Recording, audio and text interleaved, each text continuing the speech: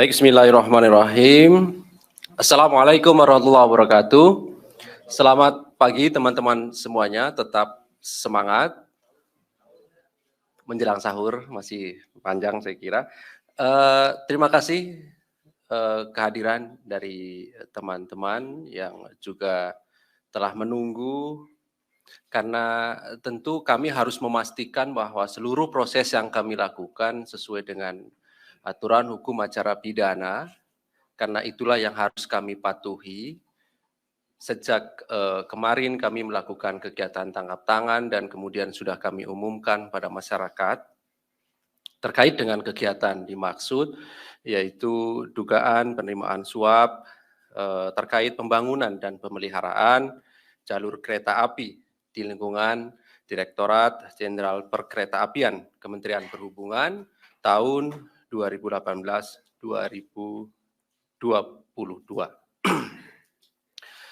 Setelah dilakukan permintaan keterangan terhadap beberapa pihak yang diamankan, tadi sudah kami sampaikan sekitar 25 orang di 4 tempat yang berbeda ya, ada di Jakarta, di Jawa Barat, kemudian Surabaya dan juga di Semarang. Maka dilakukan gelar perkara, kami pastikan sebelum 1x24 jam kami sudah menentukan sikap, dan pada kesempatan ini kami akan sampaikan nanti secara utuh dan lengkap konstruksi perkara ini secara jelas, termasuk juga siapa saja pihak-pihak yang telah ditetapkan sebagai tersangka dalam perkara ini. Setelah nanti akan dibacakan yang pagi hari ini hadir pimpinan Pak Johanis Tanak dan juga pelaksana tugas Deputi Penindakan Pak Asep, kami akan tunjukkan barang buktinya. Baik, kami silahkan Pak Johanis Tanak untuk menyampaikan beberapa perkembangan dari kegiatan tangkap tangan dimaksud. Kami silakan, Pak. Baik, terima kasih atas kesempatan diberikan kepada saya. Assalamualaikum warahmatullahi wabarakatuh. Selamat pagi, salam sejahtera bagi kita semua. Om Swastiastu, Namo Buddhaya, salam kebajikan. Terima kasih teman-teman yang saya hormati, saya cintai dan saya banggakan, yang dengan senang hati masih menunggu dengan sabar konferensi pers hari ini Rabu tanggal 13 April 2023 yang terkait dengan kegiatan tangkap tangan dugaan tindak pidana korupsi berupa penerimaan suap oleh penyelenggara negara terkait pembangunan dan pemeliharaan jalur kereta api di lingkungan Direktorat Jenderal Perkeretaapian Kementerian Perhubungan tahun anggaran 2018-2022 sebagai berikut. Informasi terkait kaitan dengan tangkap tangan dugaan tindak pidana korupsi berupa penerimaan suap oleh penyelenggara negara di lingkungan Direktorat Jenderal Perkeretaapian Kementerian Perhubungan terkait dengan pembangunan jalur kereta api di wilayah Sulawesi Selatan, Jawa bagian tengah, Jawa bagian barat, dan Jawa Sumatera tahun anggaran 2018-2022. Dalam kegiatan tangkap tangan tersebut, tim KPK mengamankan 25 orang, yaitu orang yang diamankan di Jakarta dan Depok, Jawa Barat, 8 orang di Sumedang, 8 orang di Semarang, 1 orang di Surabaya, dengan rincian sebagai berikut. Jakarta dan Depok, Jawa Barat, 1 SYN, PPK, BTP, Jakbar, Jakarta bagian Jakarta bagian Jawa bagian barat. FAD, PPK, perawatan prasarana perkeretaapian. Kemudian yang ketiga DEW, Arsiparis DJKA Kementerian Perhubungan. HNO, Direktur Prasarana Perkeretaapian, kemudian DIN, Direktur PT IPA, kemudian 6, MUH, Direktur PT DF, kemudian 7, RIY, Staf PT DF, 8, DWI, Staf PT DF, 9, KAR, Staf PT DF, 10, MHJ, pengemudi, 11, WAR, pengemudi, 12, DAD, pengemudi, 13, PAR, VP PT KA Manajemen Properti, 14, AFF, PPK, BPKA Sulsel, 15, AGS, Staf PT IPA, 16, DEN, PNS. Kemudian di Semarang, 1, BEN, PPK, BTP, Jabakteng, 2, PTU, Kepala BTP, Jabakteng, ketiga, ANY, Staf PT IPA, keempat, SUR, Staf PT IPA, kelima, HEN, Staf PT IPA, 6, AYU, Bendahara Pengeluaran BTP Jabakteng, 7, FRE, Staf PT IPA, 8, SEP, pengemudi. Di Surabaya ada 1, YOS, Direktur PT KA Manajemen Properti sampai dengan Februari 2023.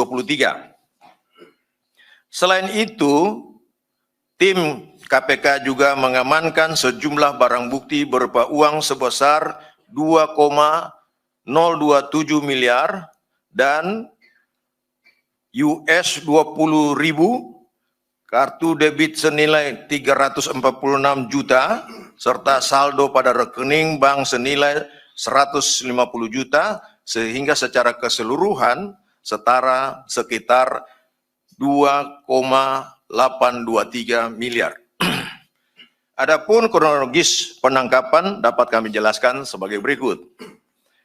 KPK mendapatkan informasi awal bahwa dalam proses pembangunan rel kereta api Trans Sulawesi Selatan terdapat dugaan rekayasa lelang dan tindak pidana untuk memenangkan tindak pidana korupsi untuk memenangkan rekanan tertentu pada Direktorat Jenderal Perkeretaapian Kementerian Perhubungan.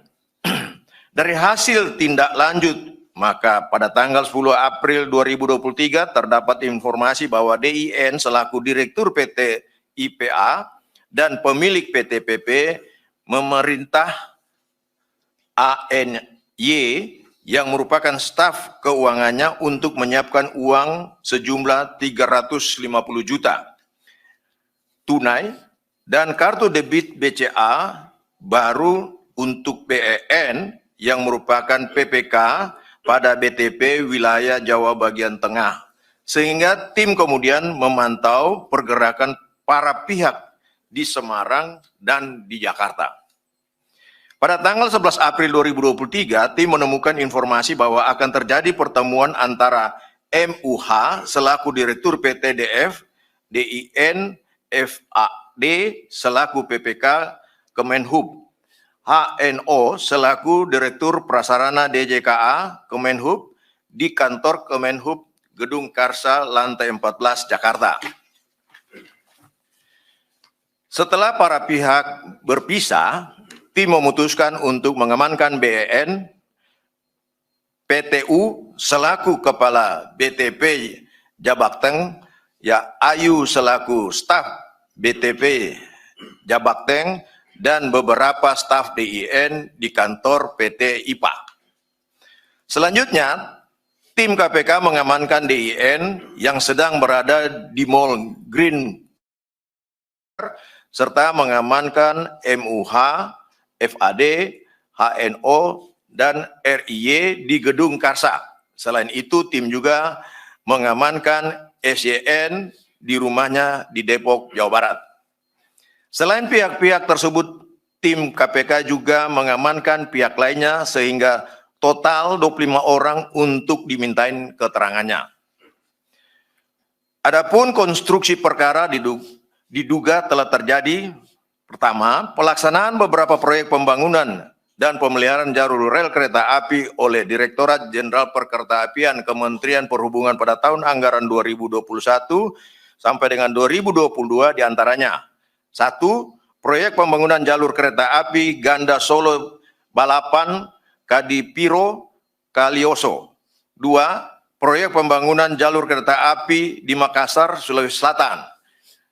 3. 4 proyek konstruksi jalur kereta api dan 2 proyek supervisi di Lampengan, Cianjur, Jawa Barat. Dan keempat, proyek perbaikan perlintasan sebidang Jawa di Sumatera. Dalam pembangunan dan pemeliharaan proyek tersebut diduga telah terjadi pengaturan pemenangan pelaksanaan proyek oleh pihak-pihak tertentu melalui rekayasa sejak mulai proses administrasi sampai penentuan pemenang tender. Sehingga atas dimenangkannya dalam pelaksanaan proyek-proyek tersebut diduga telah terjadi penerimaan uang oleh penyelenggara negara di lingkungan Direktorat Jenderal Perkeretaapian Kementerian Perhubungan dari para pihak swasta selaku pelaksana proyek dimaksud, yaitu sekitar 5 sampai dengan 10% dari nilai proyek dengan rincian antara lain sebagai berikut. Pertama, pada tanggal 10 April 2023, PUT selaku Kepala Balai Teknik Perkeretaapian Jawa bagian tengah bersama-sama dengan BEN selaku PPK Jawa bagian tengah telah menerima sejumlah uang dari DIN selaku Direktur PT IPA terkait dengan proyek pembangunan jalur kereta api Ganda Solo Balapan Kadipiro Kalioso senilai sekitar 800 juta rupiah. Pada tanggal 11 April 2023, AFF selaku BPKA Sulawesi Selatan menerima sejumlah uang dari DIN selaku Direktur PT IPA terkait proyek pembangunan jalur kereta api di Makassar, Sulawesi Selatan senilai 150 juta rupiah. Ketiga, pada Januari, Februari, dan 7 April 2023, SYN selaku PPK BTP Jawa bagian Barat menerima sejumlah uang dari MUH selaku Direktur PT DF, DIN selaku Direktur PT IPA, FAK selaku Direktur NTL, dan kawan-kawan terkait pelaksanaan 4 proyek konstruksi jalur kereta api dan 2 supervisi di Lampengan, Cianjur senilai total sekitar 1,6 miliar rupiah. 4. Pada tanggal 11 April 2023 dan rentang periode Juni sampai dengan Desember 2022,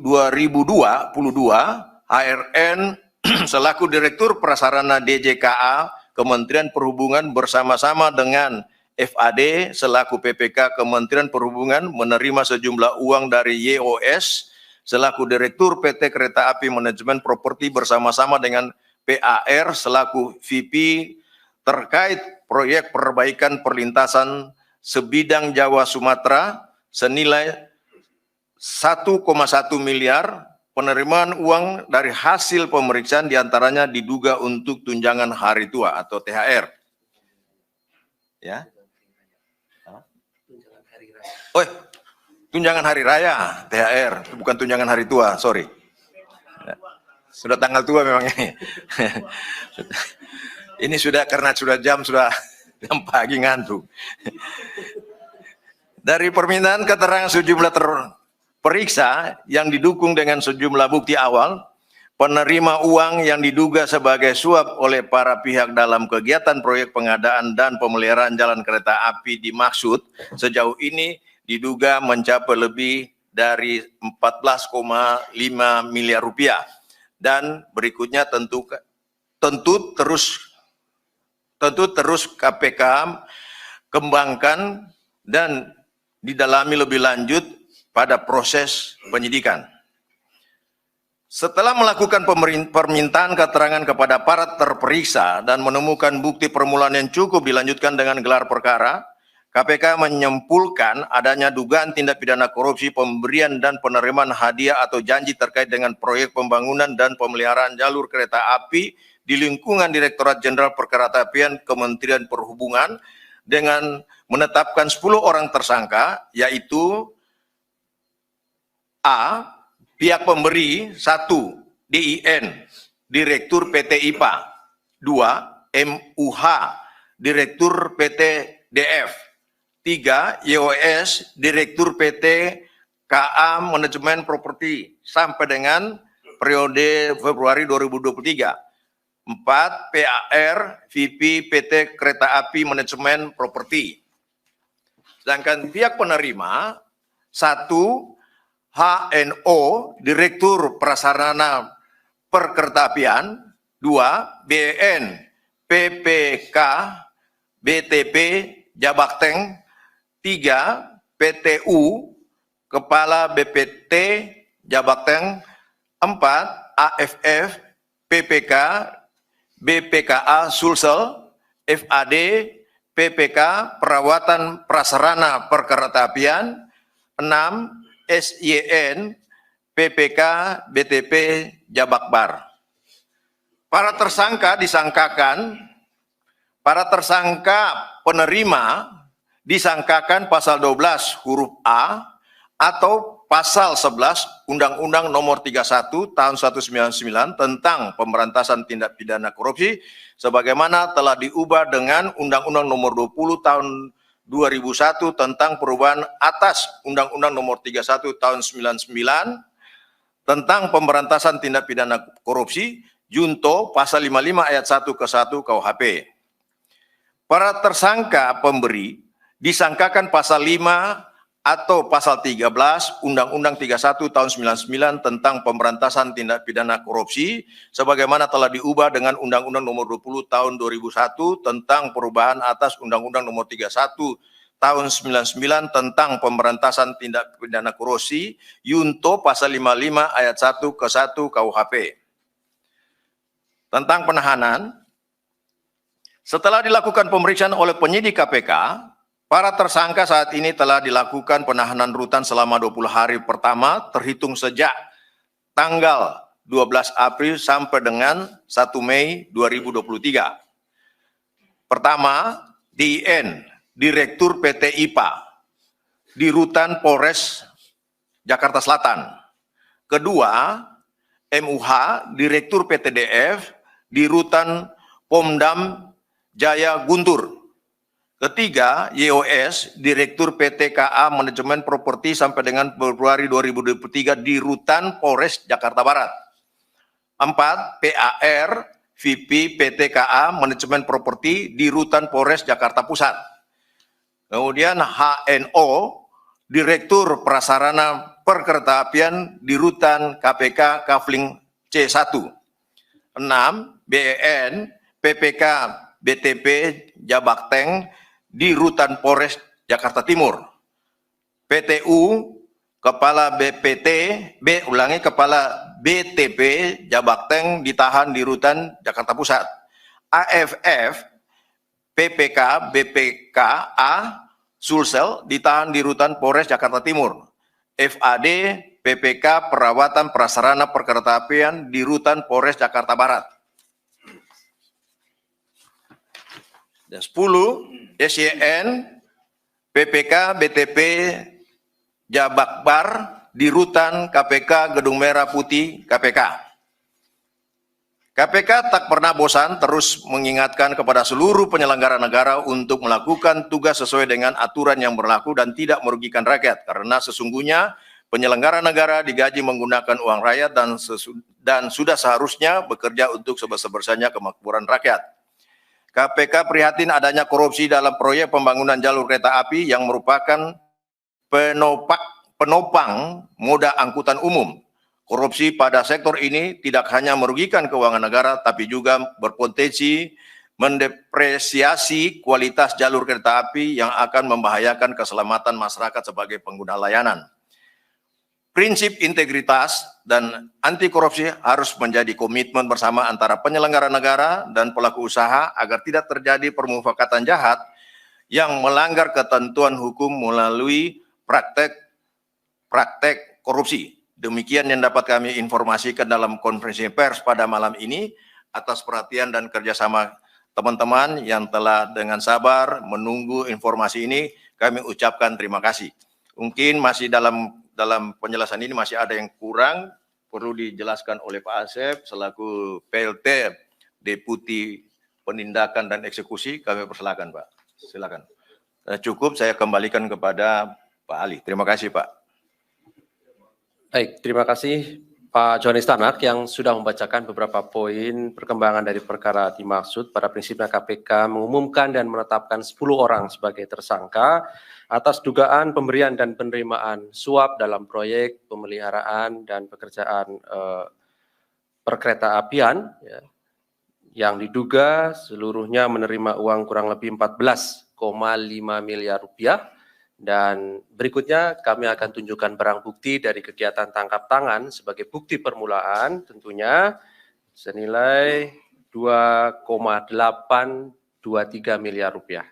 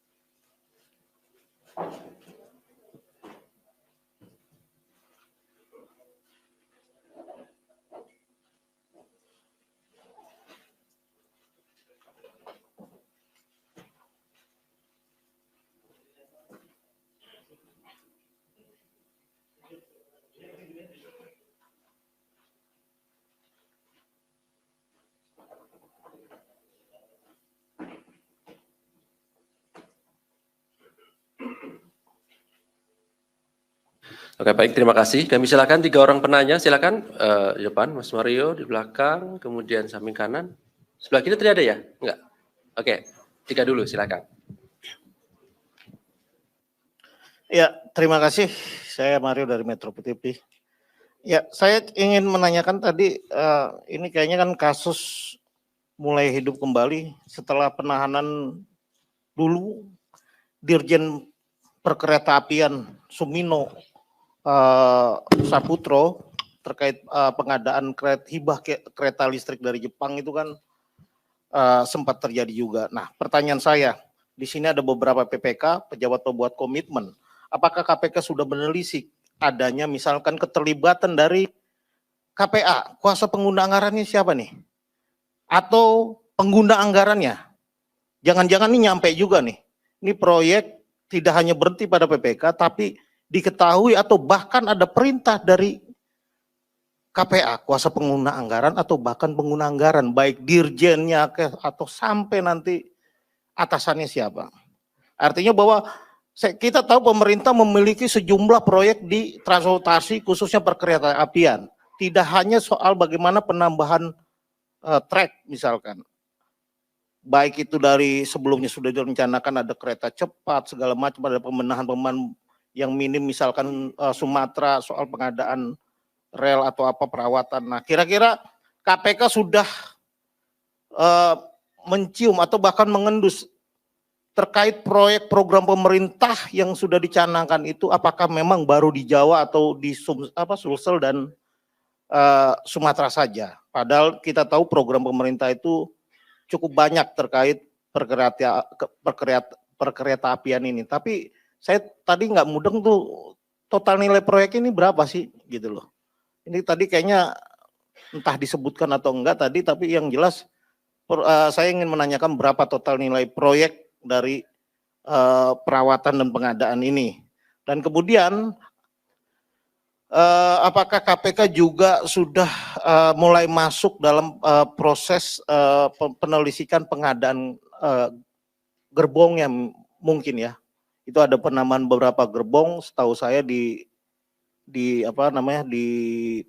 PT Perkeretaapian ini sendiri gitu loh. Ini kayaknya kan ada interseksi antara Dirjen Perkeretaapian, PT KAI yang juga BUMN dan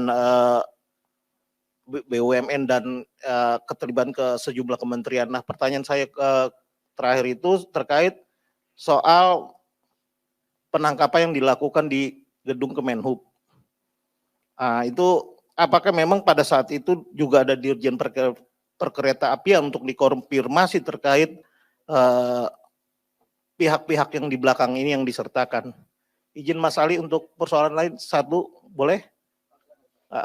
Ini Pak Tanak saya izin, karena ini permintaan kantor saya mengkonfirmasi soal adanya ramai diperbincangkan di dunia maya. Kalau itu sebentar, kita fokus dulu, oke? Oke, Ya. siap. Makasih. Tapi jangan lupa, Iya. di bulan puasa soalnya bohong dosa loh. Oke, siap. Thank you. Oras, mau latih.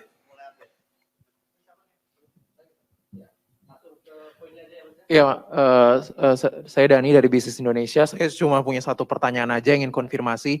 Tadi salah satunya adalah proyek di Sulawesi. Ini berarti adalah pembangunan kereta pertama di Sulawesi. Ini apakah dugaan kasus suapnya ini terkait dengan proyek kereta Makassar Parepare yang baru saja diresmikan Pak Jokowi pada Maret ini? Terima kasih. Oh ya, saya Hedi dari Kumparan. Ini mempertegas aja sih tadi soal Mas Mario itu, yang nilai proyeknya sebenarnya yang termasuk ini berapa dan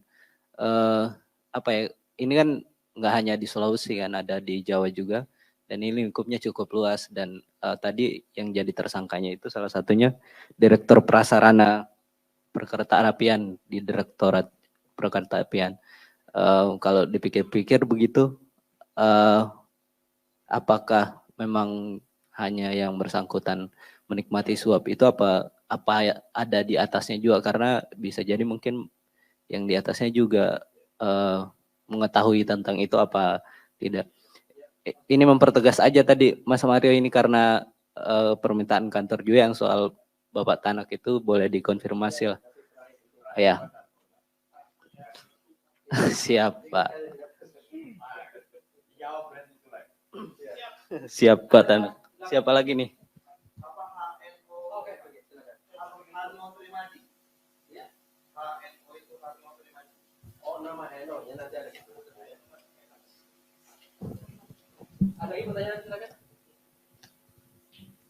Sudah cukup?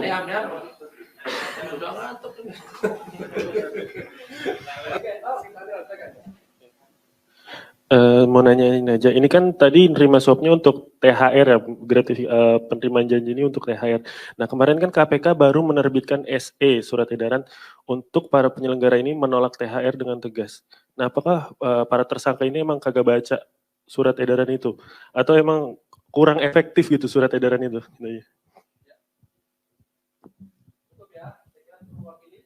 Cukup teman-teman, saya beri kesempatan terakhir. Cukup ya, baik. Kami silakan Pak CT atau Pak Asep. Terima kasih, nanti saya coba jelaskan dan selanjutnya akan, kalau kurang jelas akan dijelaskan oleh Pak Asep lagi. Menelisik dari sisi pengguna anggaran. Ya Pak ya? Ya Bang? Jadi sementara ini kan kita masih melakukan penyidikan.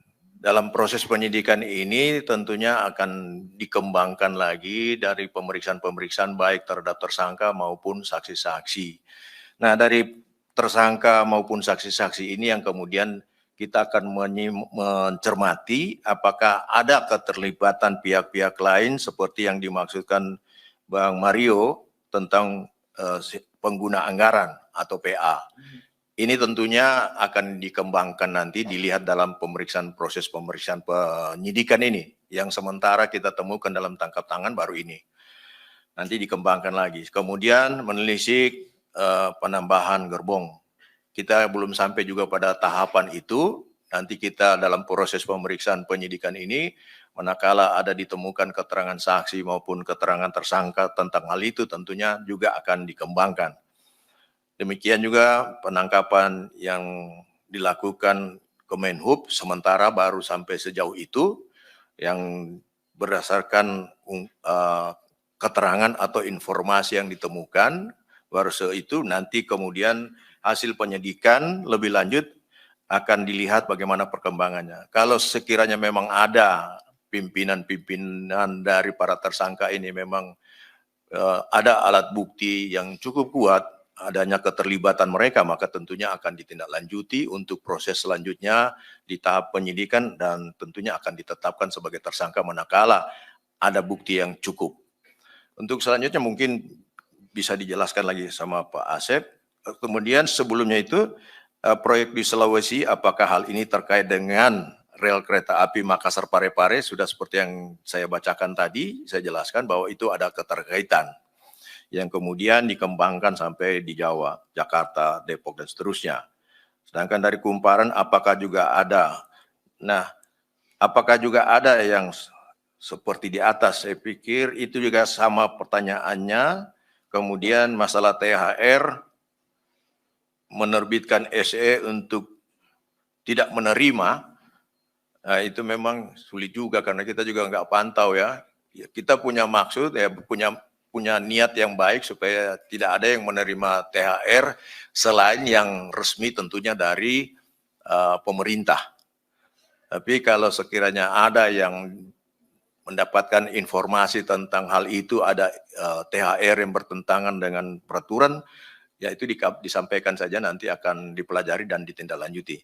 Untuk selengkapnya barangkali masih ada keterangan saya atau penjelasan saya yang masih kurang, mungkin Pak Asep bisa menjelaskan. Silakan Pak Asep. Baik, Bapak, terima kasih atas waktunya. Yang terhormat rekan-rekan, dari beberapa pertanyaan tadi yang disampaikan kepada kami hanya izin menguatkan saja bahwa ini adalah baru tahap awal, rekan-rekan, di mana tentunya penanganannya berasal dari tangkap tangan. Dan nanti pada saat penyidikan, nanti kami tentunya akan terus memperdalam dan mengembangkan perkara ini sehingga apa yang tadi rekan-rekan tanyakan, apakah nanti aliran dana ini ada yang ke atas dan yang lain-lainnya, tentunya akan kami sampaikan pada perkembangan penyidikan yang akan datang. Kemudian juga mungkin yang terkait surat edaran, ini bentuknya adalah himbauan dari kami, dari KPK tentunya, sehingga mudah-mudahan ini juga bisa, seperti tadi disampaikan oleh Pak Tanah, bisa menggugah pada para pejabat. THR sebetulnya bagus, tetapi tentunya jangan sampai diada-adakan, apalagi dari sumber yang seperti ini. Gitu. Intinya seperti itu. Tapi kalau memang sudah teranggarkan, tersedia, dan itu legal, tentunya itu hal yang bagus. Itu mungkin yang bisa kami tambahkan, Pak. Terima kasih. Baik, terima kasih Pak Asep. Saya kembalikan pada Pak Ali. Silakan Pak. Terima kasih. Baik. Ya, berarti yang ini sudah semuanya ya, teman-teman ya. Yang mana?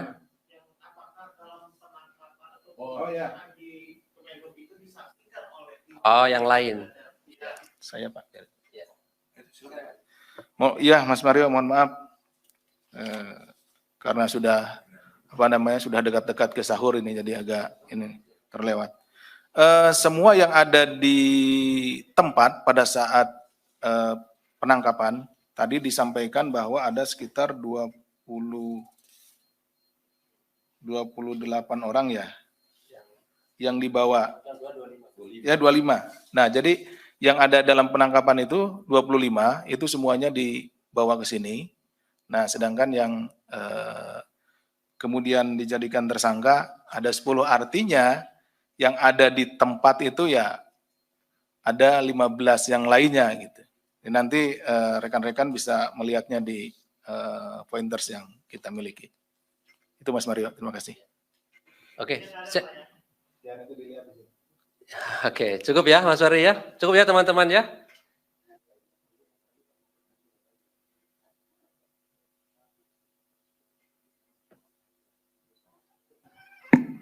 Silakan Bang Mario. Oke, yang terakhir tadi satu pertanyaan dari juga ya. Langsung poinnya aja. Oke.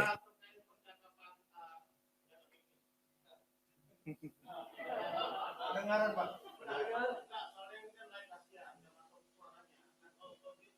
Pakai audio. Saya orang TV jadi tahu.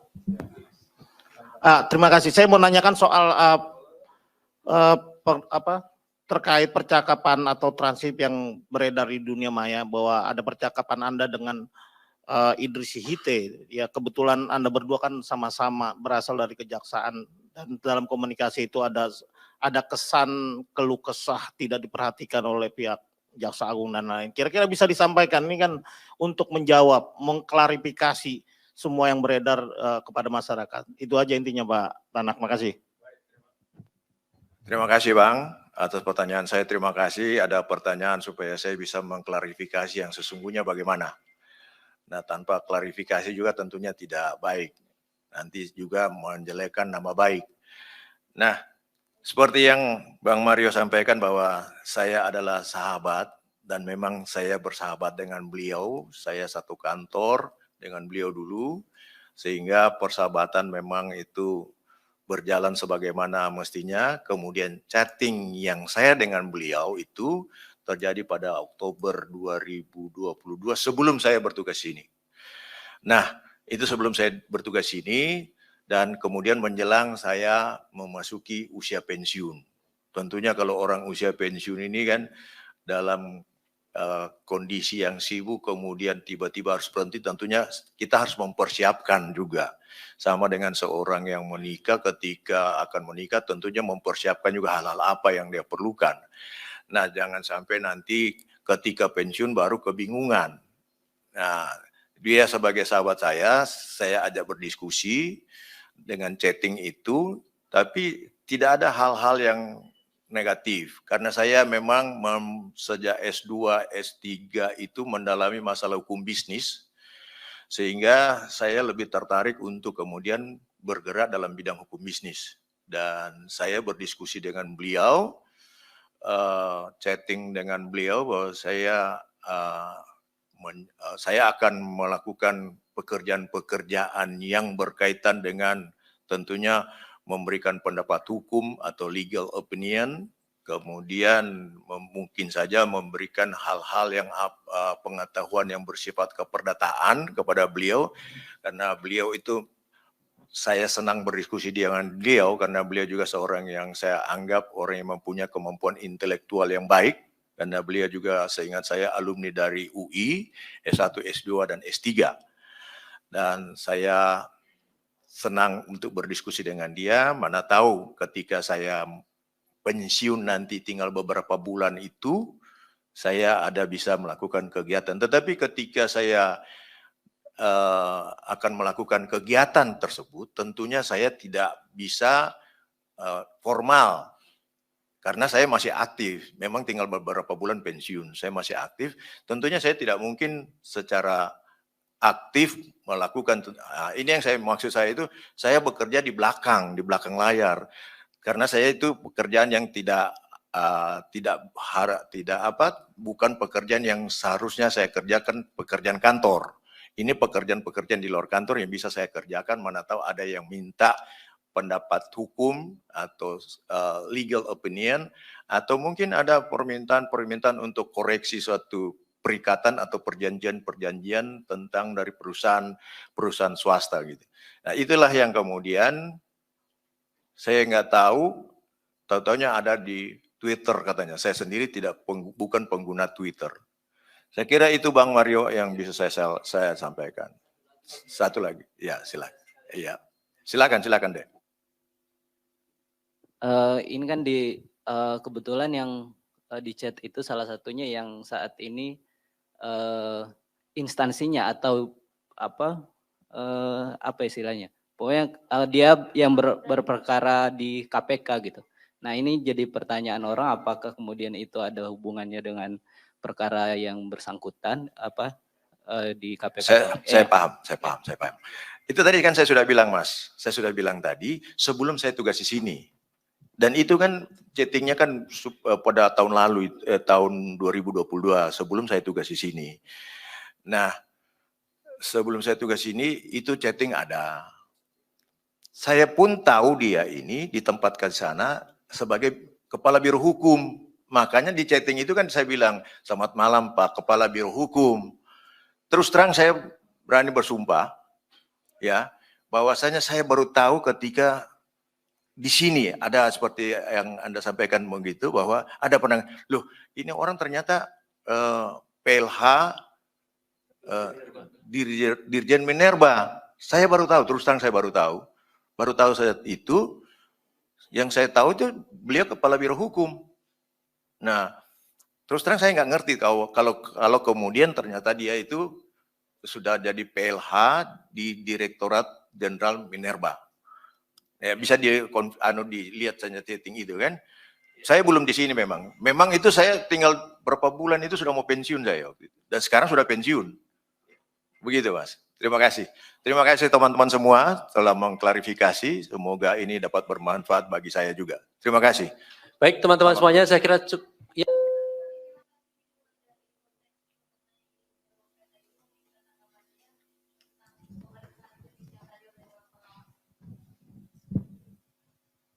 Oh, kalau pemeriksaan ini kan terkait dengan surat keputusan pengembalian menghadapkan Brigjen Pak Endar ke Polri. Kembali ke tugas dinas awalnya, itu ditanyakan mengenai surat itu. Saya terus terang cuma mengatakan bahwa itu sesuai dengan ketentuan. Kan misalnya di dalam Undang-Undang Dasar 45, Presiden itu bisa mengundurkan diri, bisa tidak menjadi presiden karena sakit, mengundurkan diri, meninggal dunia, dan ada beberapa hal. Nah, kalau kemudian batas waktunya sudah selesai atau berakhir. Nah, kalau beliau ini kan sudah berakhir, kemudian tidak diperpanjang dan dihadapkan kembali kepada induk tempat yang bersangkutan bekerja kembali. Hanya itu saja yang saya jelaskan, seperti itu. Terima kasih. Baik, saya kira cukup ya.